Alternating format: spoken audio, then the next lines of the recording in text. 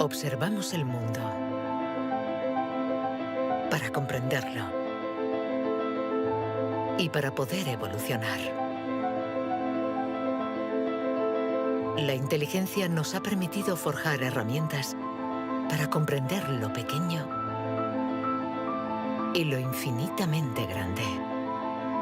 Desde hace más de un siglo, psicólogos, biólogos, genetistas y neurocientíficos la diseccionan, la analizan y la miden. Hemos inventado los ordenadores y caminado sobre la Luna.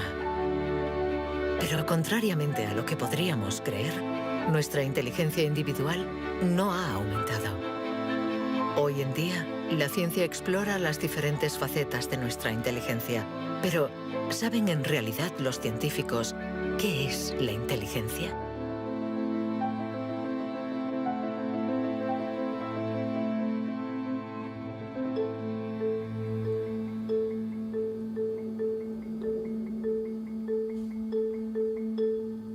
Inteligencia es relacionar. Unir elementos diferentes para hallar soluciones. Para entenderla, hay que conseguir dividirla y aislar todos sus componentes. Los investigadores estudian sus diferentes facetas.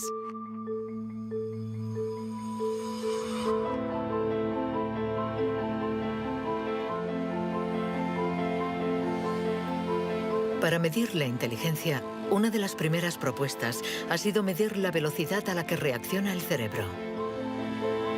Este es el método que el profesor Tenny Januis ha utilizado. Él ha comparado nuestro tiempo de reacción con el de nuestros ancestros. Y los resultados de su estudio no nos favorecen.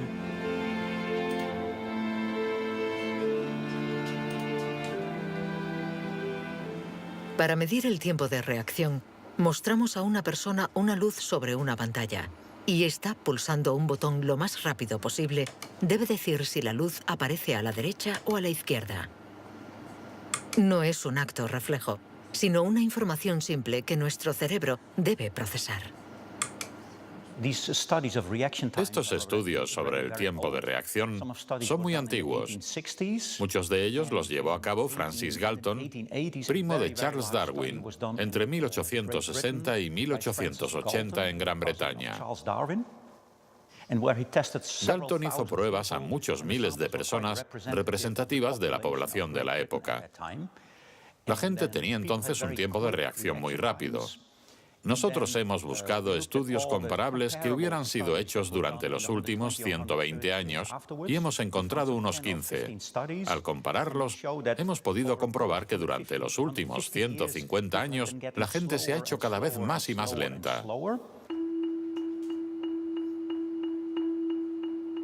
Para el profesor Tenny Januis, inteligencia es velocidad. Y nuestro cerebro invierte como media 50 milisegundos más que el de nuestros bisabuelos a la hora de procesar una información simple. 50 milisegundos más puede sonar como un algo ridículamente breve. Pero si pensamos en las miles y miles de decisiones que debemos tomar cada día, y somos un poco más lentos en cada decisión, esto puede tener consecuencias muy, muy importantes.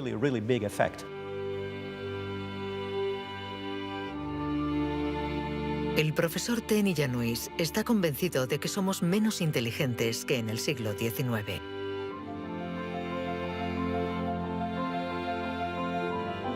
Y la prueba está en la increíble capacidad de invención de este periodo, marcado por una explosión de las innovaciones, de la creatividad, de las ideas. En el siglo XIX hubo muchas innovaciones fantásticas.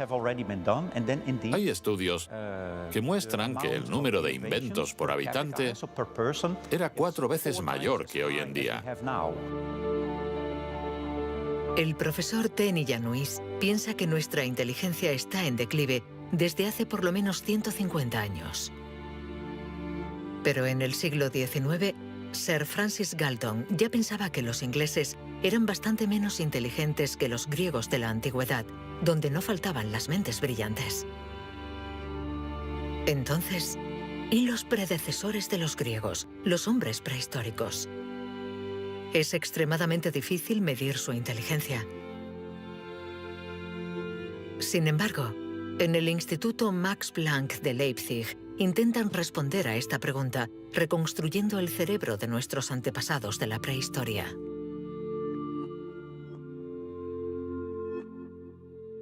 La paleoneurología es una ciencia muy frustrante, porque su objeto de estudio es casi inexistente. No hay cerebros fósiles. Lo que sí tenemos es la caja que contenía este cerebro.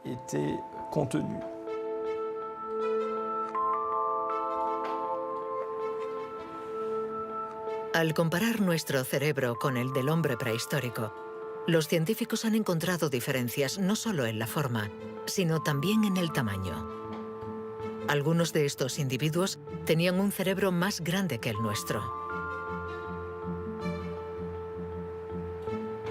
Sabiendo que todo lo que somos, todo lo que pensamos, nuestros recuerdos, la personalidad, las emociones, el lenguaje, todo depende de este órgano, entonces, ¿es que la inteligencia está relacionada con el tamaño? Sería absurdo pensar que no hay relación entre el tamaño del cerebro y la complejidad de los comportamientos, es decir, la inteligencia. Esto lo vemos en el reino animal. Los animales llamados más inteligentes, en particular los cetáceos y algunos tipos de delfines, por ejemplo, tienen cerebros muy grandes, con un gran número de neuronas. Por lo tanto, encontramos en ellos algo que también encontramos en los grandes primates y en el hombre.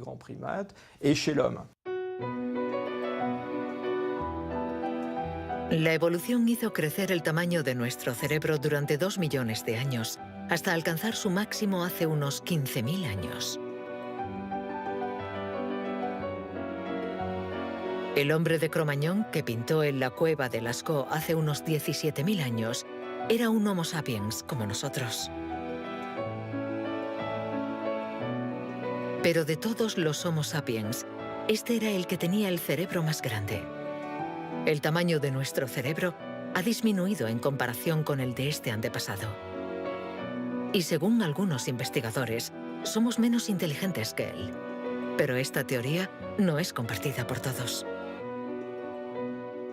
Yo no creo que haya una inteligencia que se pueda medir con una regla y decir que nuestro reciente antepasado era igual o más o menos inteligente. El hombre de Cro-Magnon tenía la inteligencia que necesitaba para sobrevivir en su mundo, pero no para trabajar en un banco. Si viajásemos 25.000 años atrás en nuestra máquina del tiempo, para traer al presente al hombre de Cro-Magnon, sin duda se adaptaría al mundo en el que va a tener que vivir.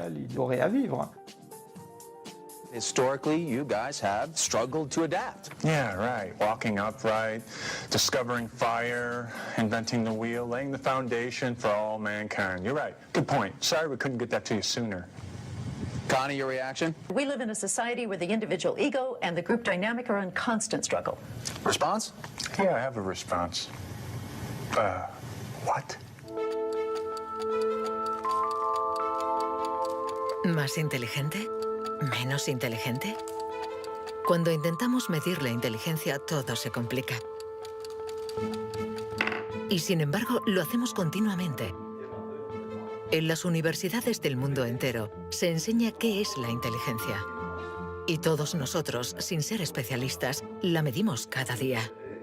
Todos medimos la inteligencia. Si es usted soltero y va a un bar y conoce a alguien, lo más importante después del físico es la inteligencia. Medimos la inteligencia de la gente siempre. Si hablamos sobre un concepto difícil o hacemos algo que desconocen, ¿cuánto tardan en entenderlo?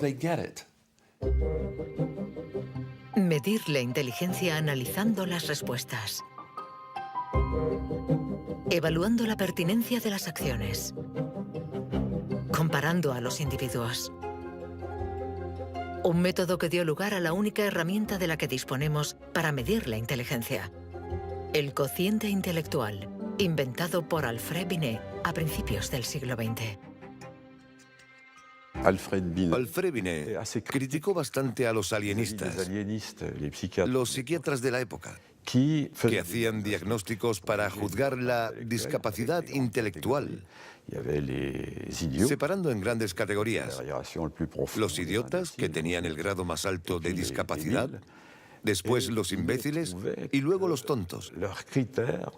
En opinión de Binet, sus juicios eran discutibles, muy difusos y diferentes de un psiquiatra a otro. Él pensaba que eran necesarios unos criterios objetivos y una única herramienta de evaluación basada en criterios científicos. En 1905, el Ministerio de Educación francés pidió a Binet que encontrara la manera de detectar a los niños con dificultades escolares. Él no tenía ninguna teoría sobre la inteligencia, pero observando a sus hijas, pensó que podría hacer una evaluación a partir del razonamiento, la capacidad de comprensión y la memoria. Lo que finalmente intentó hacer fue encontrar para cada grupo de edad los problemas característicos de ese grupo. Por ejemplo, les enseñaba una foto y les preguntaba qué representaba. Señaló que los niños de 3 años enumeraban lo que había en la imagen. Hay un señor, una señora, un banco, un árbol. Los de 7 u 8 años describían la imagen. Hay un señor y una señora sentados en un banco. Y por último, los de 12 años interpretaban la imagen. ¿Están tristes? ¿O bien el señor está enfermo? Y cosas así. Así, Binet desarrolló junto a Théodore Simon el primer test de inteligencia. Había nacido el clásico test de la edad mental.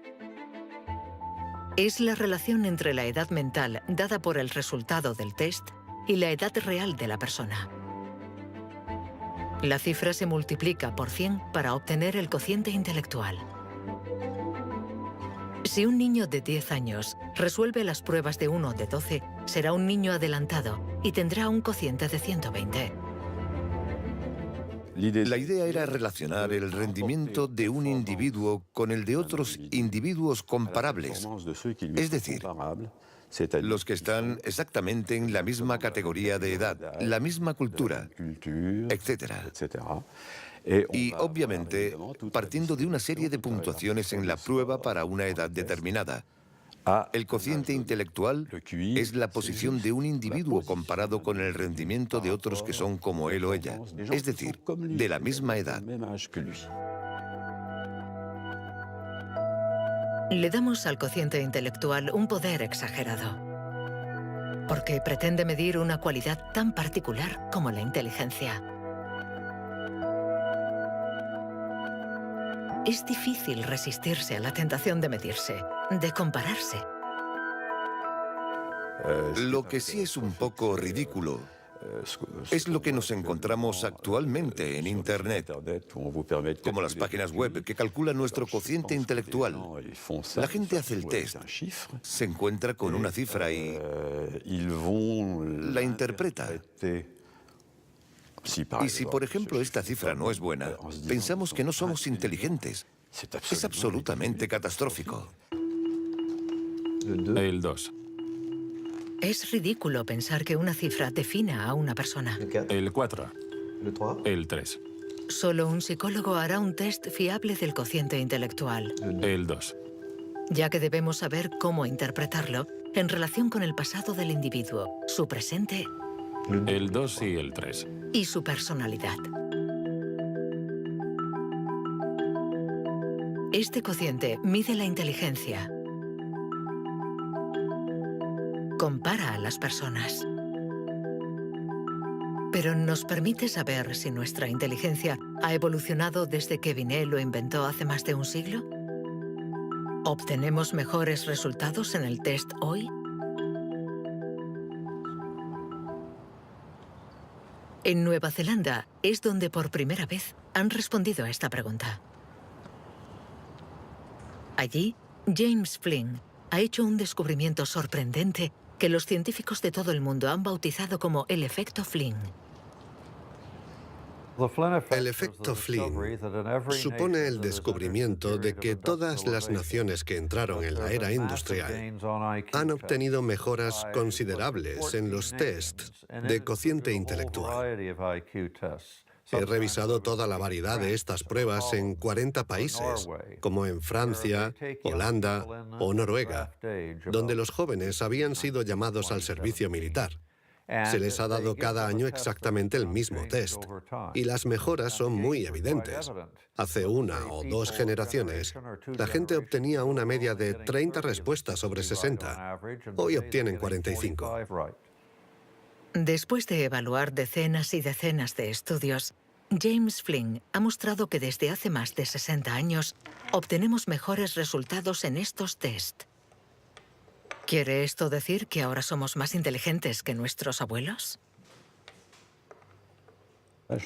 Un cambio en el cociente intelectual no significa necesariamente un cambio en la inteligencia. Pongamos un ejemplo. Una persona hace hoy el test por primera vez. Si hace el mismo test al día siguiente, existe un efecto de aprendizaje. Su puntuación va a ser más alta, pero no quiere decir que se haya hecho más inteligente.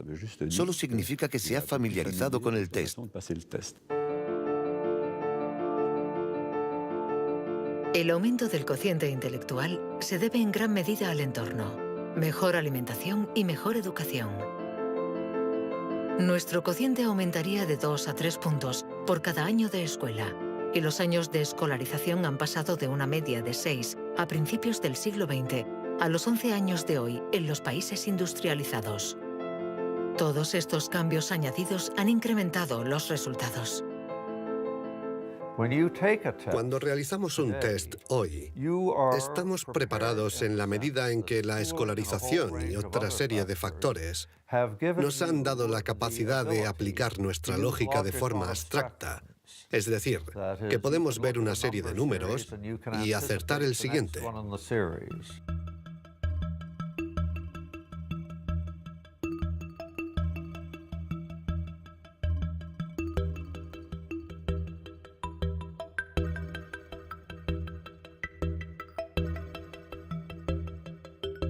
En cuanto a la inteligencia, no hay que fiarse de las apariencias.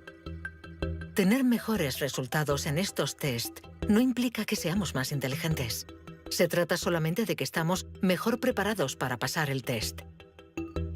Nuestra inteligencia es como un músculo que entrenamos para obtener de él todo su potencial, y con el entrenamiento podemos alcanzar nuestros límites. Las cifras lo demuestran. Tras decenios de mejora, los resultados de los test han llegado al tope. Incluso están empeorando en países como Inglaterra, Dinamarca o Noruega. El aumento del cociente intelectual es un fenómeno que ha durado un siglo, pero todos los países terminarán por llegar al tope de este incremento. Sospecho que la educación formal ha abusado de la capacidad de manipular los conceptos abstractos y, a menos que se produzca una revolución de la pedagogía, los beneficios que ha producido la escuela van a tocar techo, ya que hoy en día casi todo el mundo está escolarizado.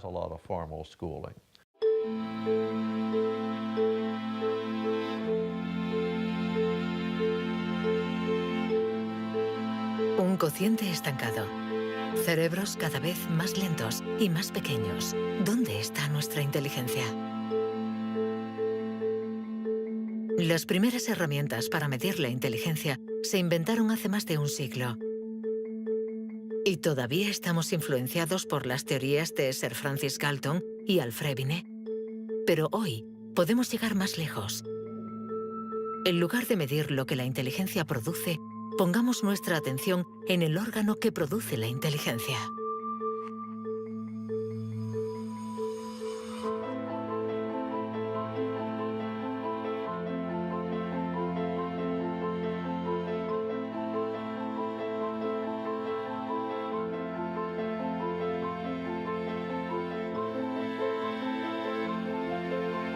Richard Heyer es psicólogo y neurocientífico en la Universidad Irvine de California. Desde hace más de 30 años, intenta averiguar cómo es un cerebro inteligente. Gracias a los progresos de los instrumentos de observación, Heyer y su colega, el profesor Rex Jung, investigan en qué lugar del cerebro se aloja la inteligencia. Veamos el cerebro de Richard Hayer. Vemos un bonito cerebro. El doctor Hayer es una persona brillante e inteligente y vemos todas las regiones que sustentan su inteligencia.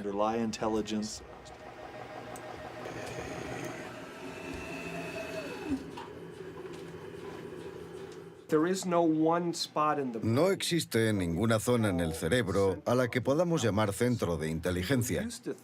Se pensaba que había un centro de inteligencia en la parte frontal, pero las investigaciones han demostrado que cuando resolvemos problemas de inteligencia en el interior de un escáner, la comunicación bidireccional entre la parte frontal y la parte posterior es muy importante mientras efectuamos la operación. El profesor Hayer es uno de los pioneros en la utilización de modernas técnicas de neuroimagen.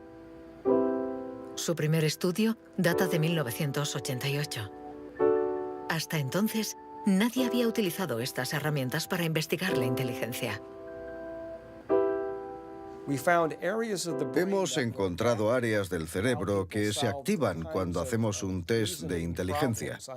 Pero lo más sorprendente ha sido que cuanto más activas estaban estas áreas, menos buenos eran los resultados de dichas pruebas. Esto es lo contrario de lo que esperábamos. En el mundo de la ciencia, encontrar un resultado opuesto a lo esperado es realmente interesante.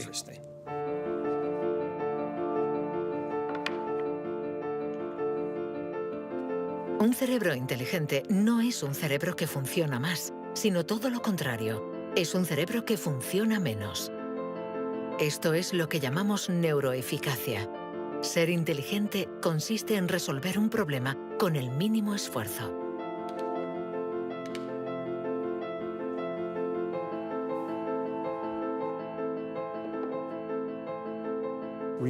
Si recordamos la primera vez que condujimos un coche, el primer día, en un gran aparcamiento vacío, con alguien sentado a nuestro lado, girando el volante y pensando, ahora tengo que frenar. Sin embargo, hoy conducimos en medio del tráfico de una ciudad desconocida y aún así podemos charlar con los acompañantes, porque nuestro cerebro es ahora mucho más eficaz. Por lo tanto, un alto nivel de inteligencia no está necesariamente ligado a un cerebro que trabaja más, sino a una transmisión más eficaz de la información entre las zonas importantes del cerebro. Cuando se piensa en un proceso tan complejo como la inteligencia, debemos imaginar que el cerebro es como una orquesta con distintas secciones. Pero el verdadero misterio está en cómo interactúan estas secciones, porque, como sabemos, esta orquesta no tiene director. Si el cerebro es una orquesta, entonces la inteligencia es la música.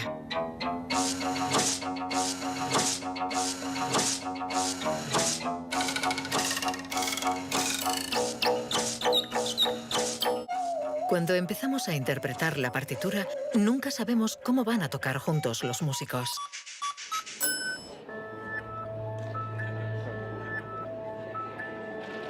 En la Universidad de la Sorbona, el profesor Olivier Houdet busca un director para esta orquesta. Para encontrarlo, mide la actividad eléctrica del cerebro mientras los niños resuelven problemas. Lo que le interesa es lo que él mismo llama bugs de inteligencia. Mostramos a un niño una imagen con 1, 2, 3, 4, 5 babars separados y 5 babars juntos. Y le preguntamos si hay el mismo número de babars en la parte de arriba y en la de abajo. Hasta los 7 u 8 años, todos los niños del mundo responderían, hay más arriba, porque la imagen es más larga. El cerebro de los niños es fácil de engañar por la inteligencia visioespacial, según la cual longitud es igual a número. Esto significa que tenemos caminos neuronales distintos para resolver una misma tarea.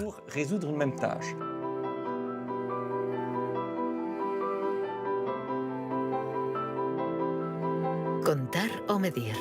Hay muchas soluciones para un mismo problema, y nuestro cerebro está continuamente luchando para inhibir las estrategias negativas. Lo que queremos mostrar, y esta es la originalidad de nuestro laboratorio, es que la inhibición es sin duda el proceso clave y positivo de la inteligencia, porque nos permite resistirnos a nosotros mismos. Resistirnos a nosotros mismos es aprender a controlar las interferencias que perturban a nuestra inteligencia. El test de Stroop es uno de los métodos de observación de estas interferencias. Consiste en decir el color de una palabra sin leerla. Azul, amarillo, rojo, amarillo, verde. ¿Rojo, verde? ¿Verde? ¿Rojo?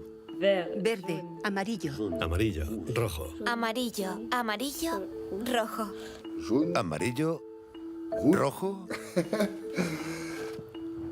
Amarillo, amarillo. Rojo, verde. ¿Rojo? ¿Amarillo? ¿Azul? ¿Verde?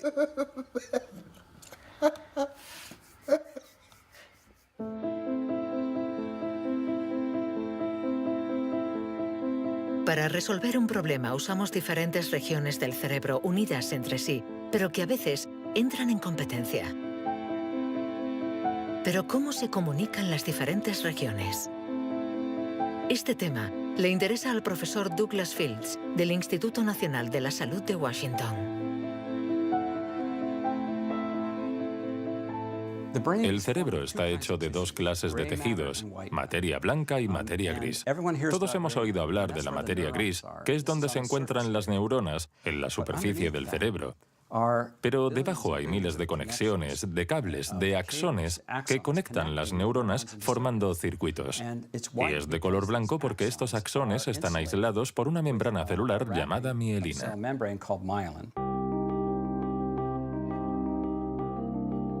La mielina envuelve los axones y permite que la información circule de forma rápida y eficaz en el cerebro.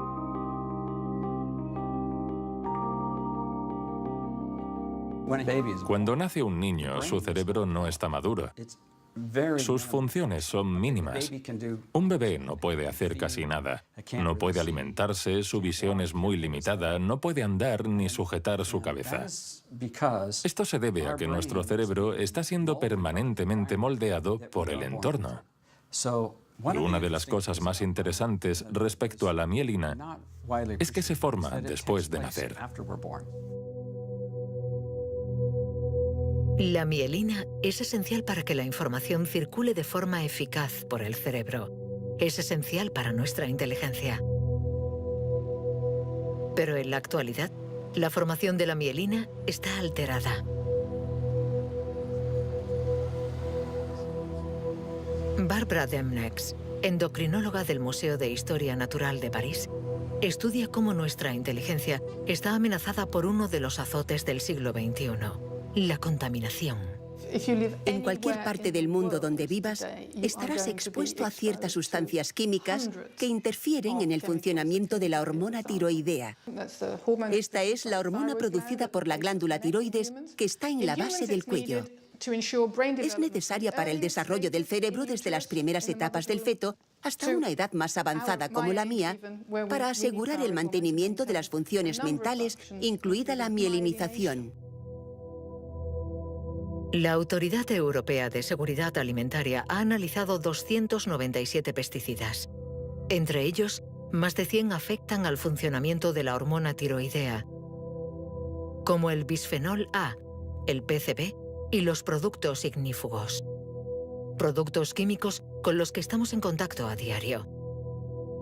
El equipo de Barbara Demnex ha demostrado que estos productos bloquean los receptores específicos de la hormona tiroidea de cada una de las células cerebrales y los efectos son considerables. Hay una evidencia sólida. Los científicos hemos observado los niveles de exposición en las madres. Se han comparado diferentes niveles de exposición y hemos visto que los niveles más elevados estaban asociados a una pérdida de 5 a 6 puntos de cociente intelectual en sus hijos. Cierto es que la mayoría de nosotros no percibimos la diferencia, pero es evidente que 5 puntos menos de cociente intelectual pueden suponer una gran diferencia en cuanto al éxito escolar o al éxito en la vida. Y saberlo puede ser muy preocupante para los padres.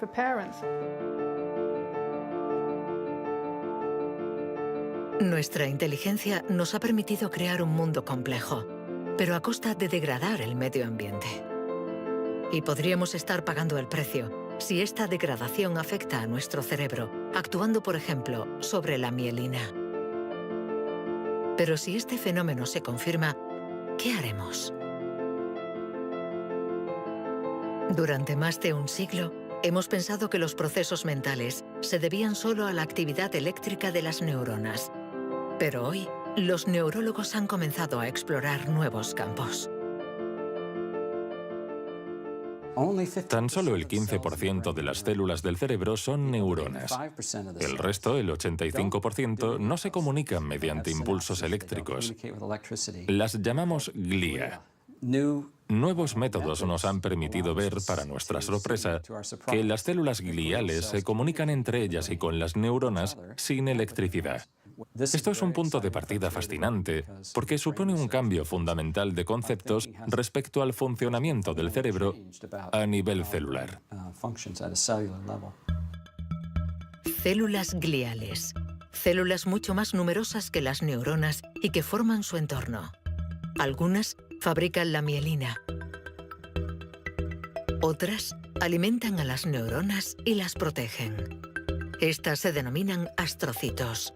Y un descubrimiento inesperado indica que los astrocitos juegan un papel en la inteligencia. Todo comenzó con un genio. En abril de 1955, en el Hospital Princeton de New Jersey, el patólogo Thomas Harvey dirigió la autopsia de Albert Einstein. El 18 de abril, a las 8 de la mañana, decidió robar el cerebro del hombre considerado como la encarnación del genio. Pretendía examinar este preciado órgano para encontrar el secreto de la inteligencia. Después de esconderlo en su casa durante 27 años, autorizó a otros científicos a examinarlo.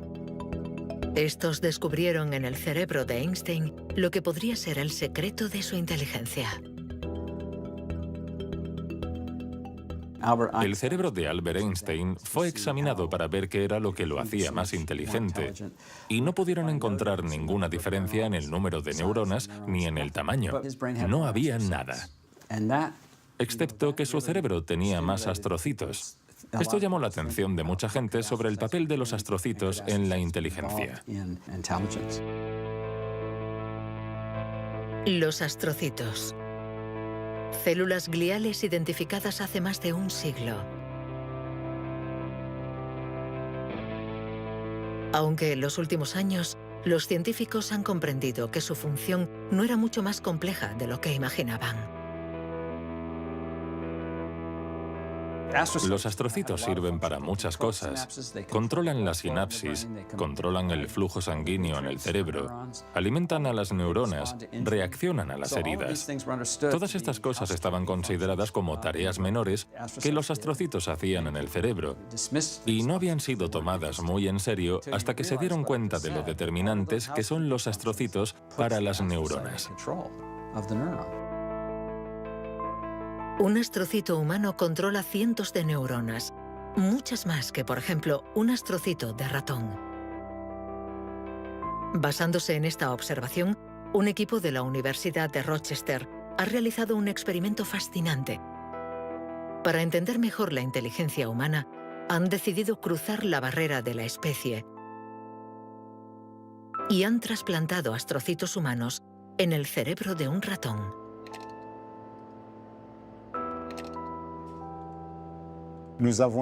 Hemos trasplantado astrocitos humanos en ratones y el trasplante invadió literalmente todo su cerebro. Cuando lo revisamos un mes después, pudimos ver que allí donde habíamos realizado el injerto, este ocupaba un lugar discreto. Un año más tarde, todo el cerebro se había injertado a sí mismo. Todas sus células habían sido literalmente reemplazadas por células humanas. Y nos dimos cuenta de que estos ratones tenían más memoria y más capacidad de aprendizaje que los no injertados. Para comprobar las capacidades de los ratones con el cerebro modificado, los metieron en un laberinto. Resultado: los injertados encontraron la salida 2 veces más rápido que los no injertados. Este experimento no deja lugar a dudas. Los astrocitos favorecen la memoria y el aprendizaje. Juegan un papel clave en nuestra inteligencia.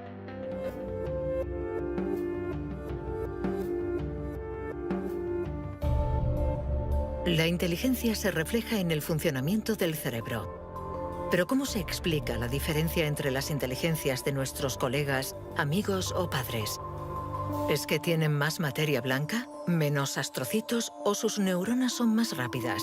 El origen de nuestras capacidades se encuentra en parte en nuestros genes. Robert Plomin estudia la genética del comportamiento. En sus investigaciones ha visto crecer a miles de niños y gracias a ello espera poder encontrar los genes que influyen en la inteligencia. A menudo la gente desea saber en qué medida la inteligencia viene determinada por los genes. En primer lugar, hay que insistir en que la palabra determinar no es adecuada. Debemos decir influenciar, ya que, como sucede con el tamaño, está estrechamente relacionado con los genes, pero no determinado por ellos. Si somos altos, es probable que nuestros hijos sean más altos que la media, pero si están mal alimentados o enfermos, serán más bajos. Esto no es determinar, es influenciar. En otras palabras, los genes nos dan el potencial y el entorno decide el resultado final. Para entender las relaciones complejas entre genes e inteligencia, Robert Plomin ha realizado miles de test en gemelos. Los gemelos idénticos tienen la particularidad de ser clones, tienen exactamente los mismos genes. Son completamente idénticos. Mismo pelo, mismos ojos. ¿Pero tienen los mismos resultados en los test de inteligencia? La respuesta es sí. Sus resultados se parecen mucho más que los de otros hermanos. Esta es la prueba de que, sin ser completamente determinantes, los genes sí juegan un papel crucial.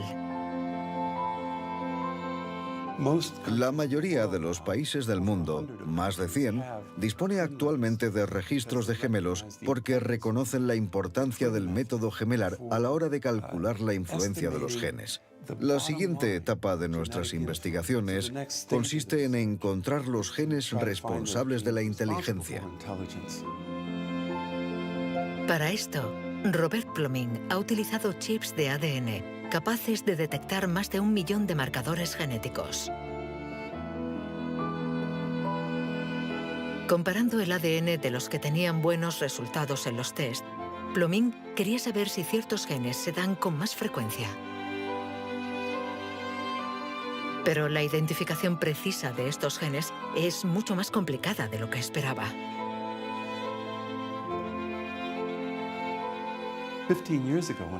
Hace 15 años, cuando comencé a buscar los genes de la inteligencia, nadie imaginaba que sería una tarea tan difícil. Pudimos identificar más de 300 genes que influyen sobre la inteligencia. El problema era que habíamos estudiado solo el 1%.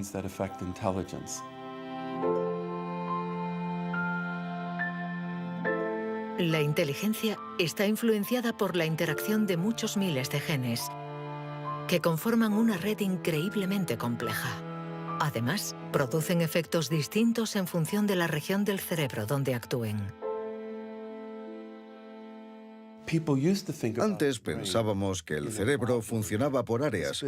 Esta área controla el lenguaje, esta hace otra cosa. El cuerpo calloso comunica los hemisferios. Hoy nos hemos dado cuenta de que esto era ficción y que el cerebro actúa de forma más global. Desde un punto de vista genético, se ve más claro todavía, ya que la mayoría de los genes que actúan sobre el cerebro actúan sobre muchas regiones del cerebro. Paso a paso vamos entendiendo nuestra inteligencia. Los científicos afinan las herramientas para medirla, pero la cuestión es cómo las vamos a utilizar.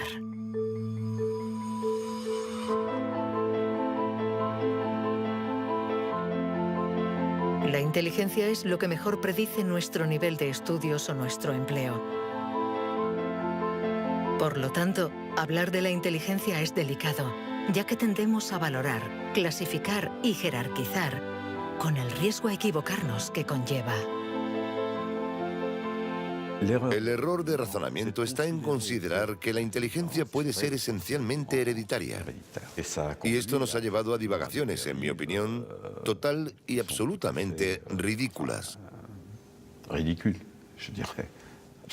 Por ejemplo, en 1924, creo, se votó en Estados Unidos una ley que restringía la inmigración mediante cupos, porque en los test daban resultados menos buenos. Y se suponía que los inmigrantes eran hereditariamente menos inteligentes. Se limitó, pues, su entrada al país para evitar un descenso en la media.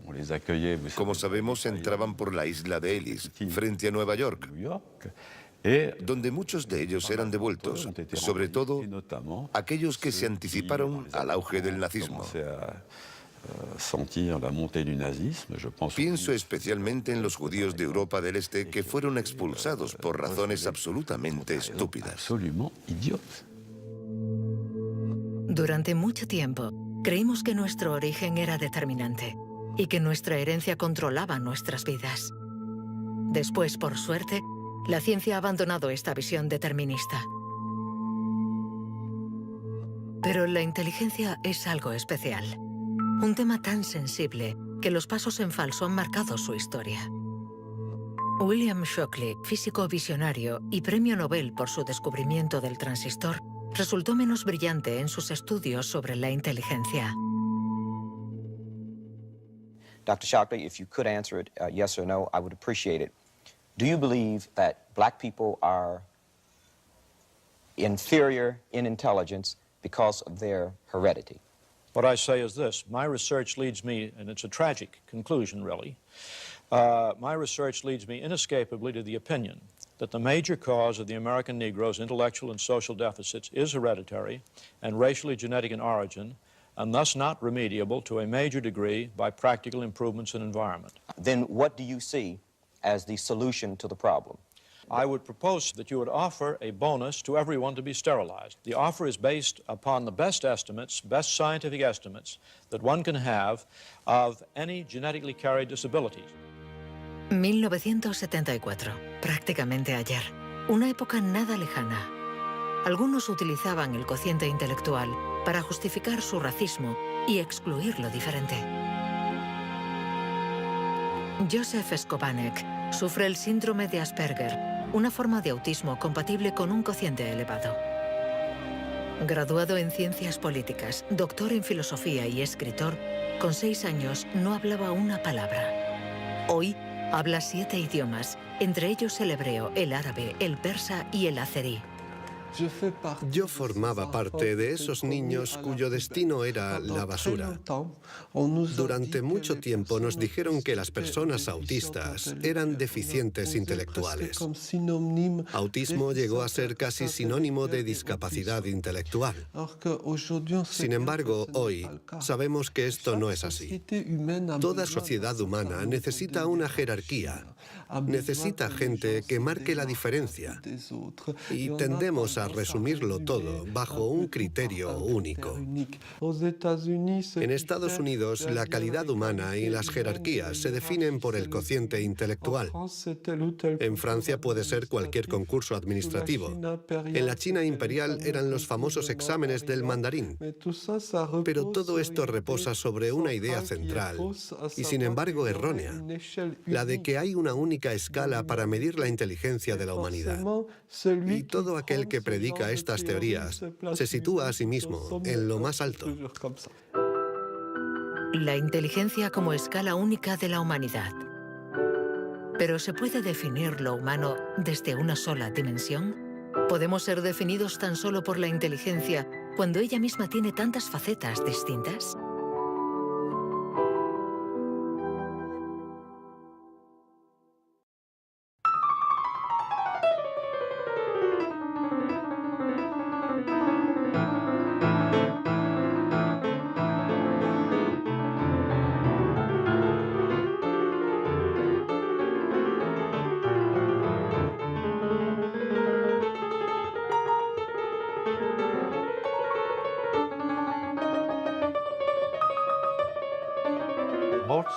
Nos han dicho siempre que Mozart podía tener en la mente una sinfonía entera. Cuando escuchamos una sinfonía, debemos seguirla a medida que se desarrolla en el tiempo. Sin embargo, él la veía en su totalidad. Viene a ser la clase de complejidad mental de un matemático cuando tiene en mente 7 u 8 fórmulas y conoce todas las conexiones posibles entre ellas. Pero siempre podemos argumentar. ¿La inteligencia musical es inteligencia? No importa. Lo que importa es que existe y que aquellos que la poseen no tienen necesariamente un cociente intelectual elevado.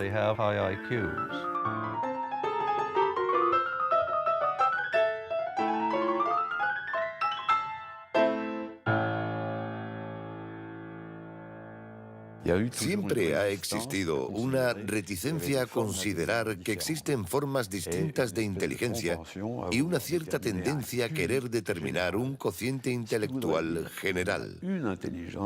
Una única escala de inteligencia donde podemos situarnos por encima o por debajo. Pero la realidad lo contradice. Existen numerosas formas de inteligencia y podemos tener un nivel muy alto en algunas de ellas y un bajo nivel en otras. Esta idea estaba en los primeros estudios sobre la inteligencia. Hoy, los científicos ya han aceptado que sea cual sea el método utilizado, no van a conseguir medir la inteligencia con una escala única.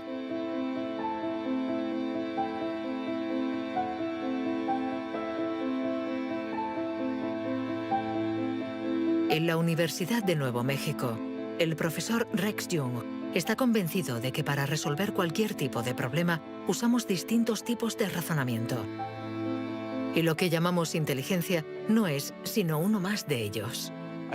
Creo que la creatividad es otro modelo de funcionamiento del cerebro y lo que intento averiguar es si es diferente a la inteligencia o similar. ¿Estamos hablando de lo mismo o de algo distinto? Y he llegado a la conclusión de que la creatividad es un proceso de razonamiento básicamente diferente.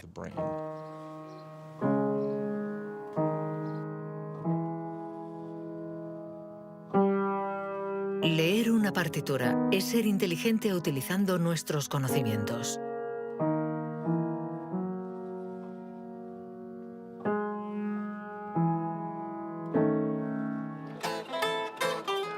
Improvisar es ser inteligente inventando y siendo creativo.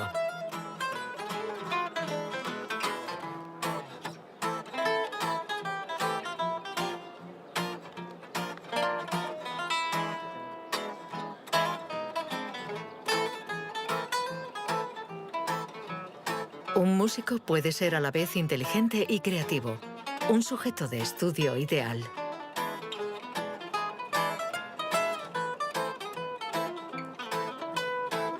El profesor Jung ha estudiado numerosos cerebros para saber cómo pueden coexistir inteligencia y creatividad. Trabajo sobre la hipótesis de que son complementarias y que hay dos redes diferentes en el cerebro que cooperan para permitirnos razonar. Una es un tipo de razonamiento inteligente y la otra un tipo de razonamiento creativo. Y las dos son extremadamente importantes. Estamos muy cerca de comprender cómo funcionan. Nuestra teoría es que la red de la inteligencia se sitúa sobre todo en la superficie del cerebro.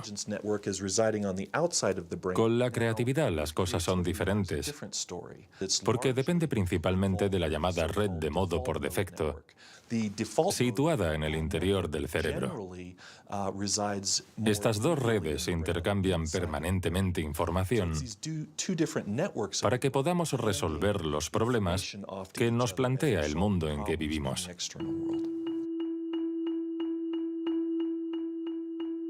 Todos hemos experimentado esa sensación de una idea que surge de no se sabe dónde con la fuerza de la evidencia.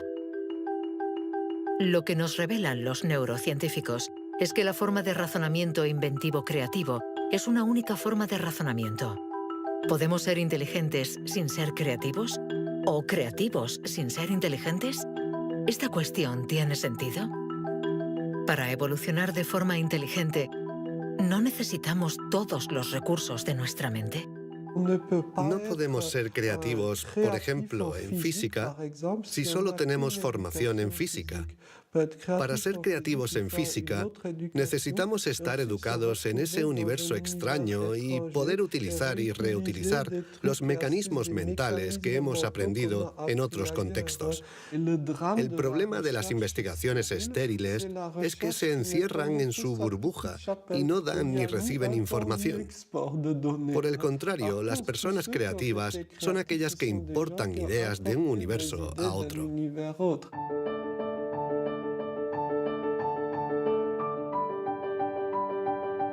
Los hilos se tejen. El cuadro se completa. Los científicos ensamblan poco a poco las diferentes piezas de nuestra inteligencia. Pero el mundo evoluciona y la inteligencia también. El cerebro está en permanente evolución y permite que la inteligencia se adapte a los problemas que debemos resolver, por múltiples y variados que estos sean. Cuando era niño, sabía que yo no funcionaba como los demás y era consciente de ello. Esto me hizo reflexionar y me llevó a imaginar un mundo plural. Un mundo donde no hubiera una única forma de clasificar y de medir, sino muchas. Lo que quiero decir es que la verdadera inteligencia humana no está en pensar de forma plural y saber tener en cuenta distintas formas de entender el mundo y no solo una.